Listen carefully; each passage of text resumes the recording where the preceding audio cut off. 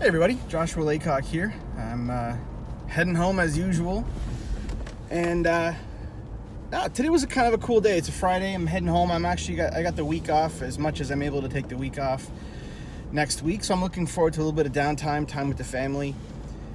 But it is a very interesting time for me professionally. So the company that I work for has been acquired, and that process is moving forward. So obviously, as the companies come together, there's a lot of work. But what's interesting is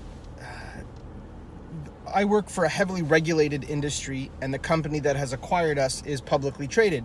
So as a result of that, or out of necessity, there was a significant amount of lead time or lag between when they announced publicly that they were going to be buying us and when all the regulatory hurdles and stuff were cleared so that they could say, okay, we've now actually purchased you. And the reason why I'm telling you this is that significant amount of time, during that time, out of, again, legal reasons, there was very little communication with us and a huge amount of uncertainty.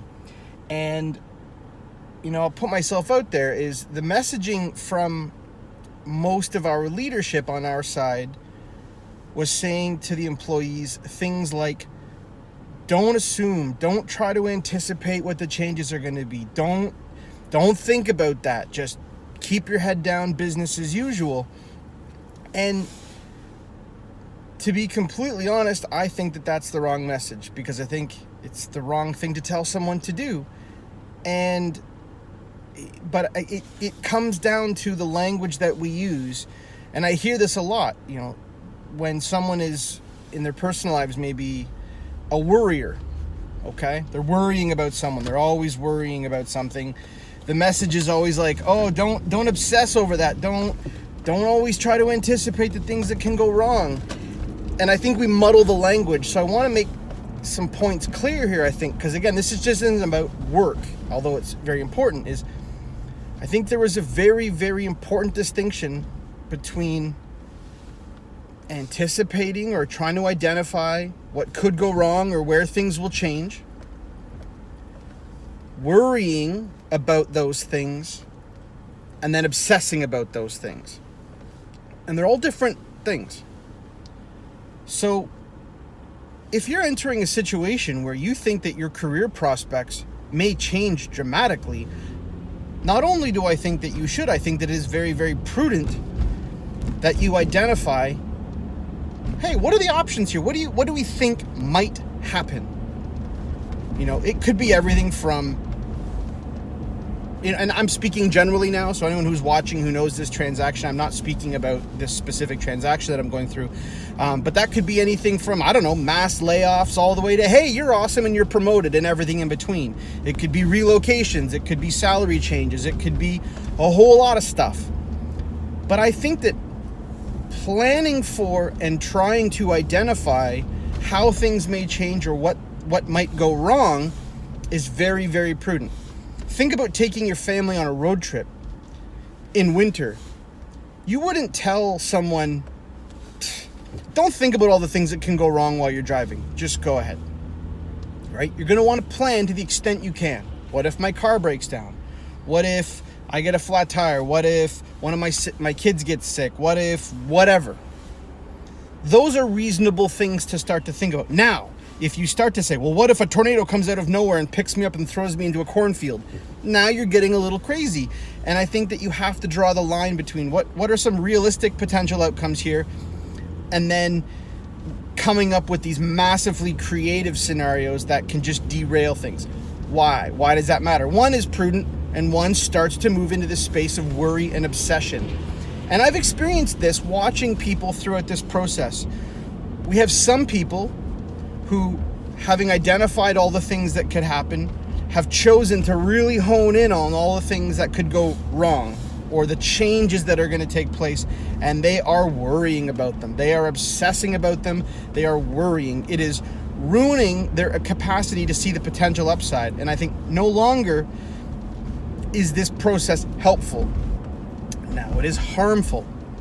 And then you get to this point of obsession, which again moves into I can't stop thinking about all the possible ways that things can go wrong. I'm no longer focusing on moving forward, but my obsession is really derailing my sanity. And there are some people who, look, this transaction, I am talking about this one now. This transaction was announced in August and it closed in December. There are some people within our group and within our company who have talked about this deal every single day, as much as they possibly can. Anyone who will listen, that's an obsession.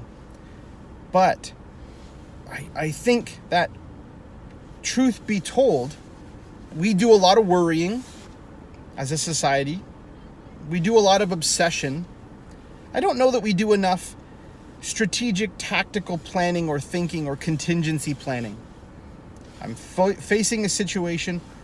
What are the most reasonable 5 things that could possibly go wrong? If those things happen, what will be my response? And then we move on. Because again, I go back to Stoicism. The Stoics say, for the most part, you can't control what happens to you, but you can control how you respond to those things. Responding being different than reacting. And how do you manage, or how do you maximize the possibility or probability that you're going to respond in the right way? Well, you game it. You identify, these are the likely things that are going to happen. And if this happens, then I'm going to do that. If that happens, then I'll do this. And if this happens, then, you know what, I'm not really sure, but I'm going to plan for it as best I can. And we need to do more of that in life. How many of you don't have that kind of a plan for financial catastrophes? Like, if you lose your job tomorrow and you stop getting paid, what are you going to do? And I don't just mean how much money do you have banked. It's important to think about all the other things that could possibly go wrong. What if a member of your family gets sick? What if your car does break down? What if you get injured? We need to do more planning.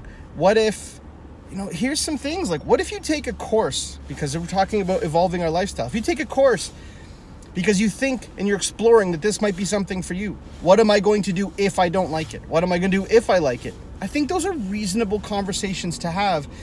But I think that as we move towards a don't worry so much society, I think the sentiment is incorrect. I think the don't worry about it is I'll deal with it when it happens. And those shouldn't be the same thing. There's a great Stoic saying that if you worry about something before it happens, you suffer twice. And I agree. But I do think that if you don't plan for something happening, you suffer unnecessarily when the thing happens. So watch the narrative. As you're moving through transition, when you're dealing with changes in your life, I think it's important. Plan.